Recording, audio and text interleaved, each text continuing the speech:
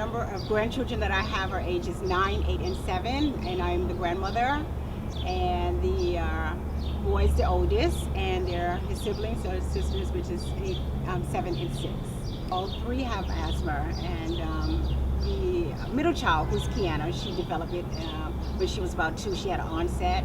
She went into respiratory arrest, and I had to rush her to the emergency room. We were in the emergency room in the hospital for about maybe 6 hours before they had actually admitted her as a patient, and she stayed there for about 2 days.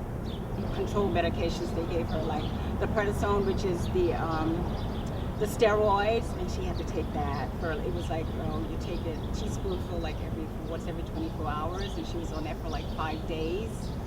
So, and then we had to give her the albuterol, which is through the nebulizer, in addition to the Flovent, which was also one of the prescriptions that they prescribed for her in terms of 110 milligrams.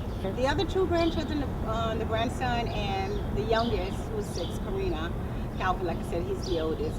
They're doing pretty well, pretty much controlled too. And I have not been to the emergency room in the past 6 months at all. We were in an emergency room at least maybe every month.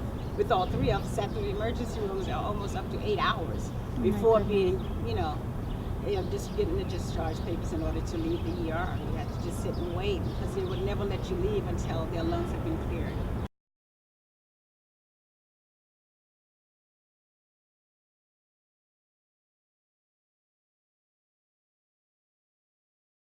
Their reaction was, what is it? Why am I coughing? Why am I wheezing? What are they going to do? Are they going to give me needles in my arms? Is it going to hurt?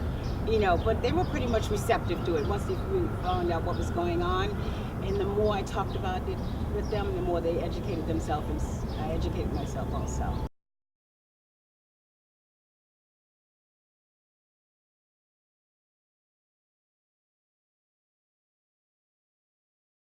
Smoking, dogs, cats, pet dander, and especially with my grandson, he can't, as much as he loved going out to the parks, not a good thing, because what happens was it's the weed, and it overcomes him so badly. Like, he starts to cry, his eyes get watery, his nose is running, and then occasionally he gets nosebleeds, which is like another side of having an asthma attack. So when he comes home, he's like, his eyes are all red, and he's I know I'm going to have an asthma attack. He says, no, you're not having an asthma attack. It's just that, the symptoms are coming on now.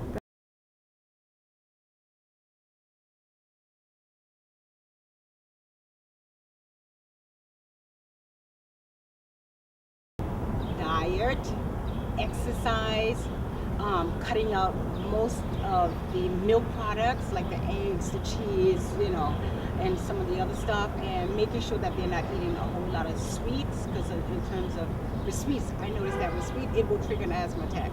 I don't think they've actually found out yet in terms of if it does, but I noticed it with my grandchildren.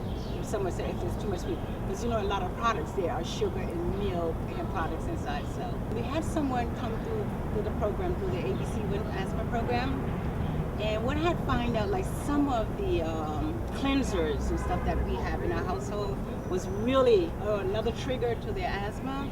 So we decided to go health-wise in terms of the natural stuff. So that's what we have in our kitchen cabinets now. It's all natural. No Ajax, no bleach, none of that stuff. It's just all asthma related.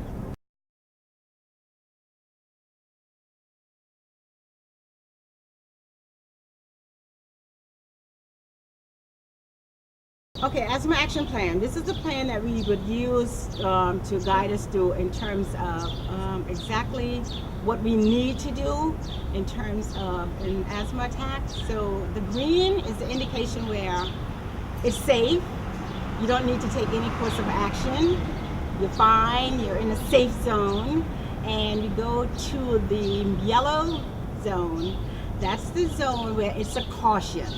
That means for you to be alert, be on cue, take points, and look and watch for all of the symptoms, which comes with the runny nose, watery eyes, coughing, little wheezing, maybe some crackling sound if you are listening.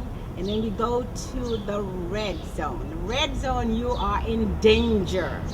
This is cause for action, immediate action plan, which is get the nebulizer, get it under control, do a controlled treatment, which is maybe two treatments, and over the course of 4 hours, you do another treatment. And in the event that you see no changes, you are to immediately proceed to the emergency room.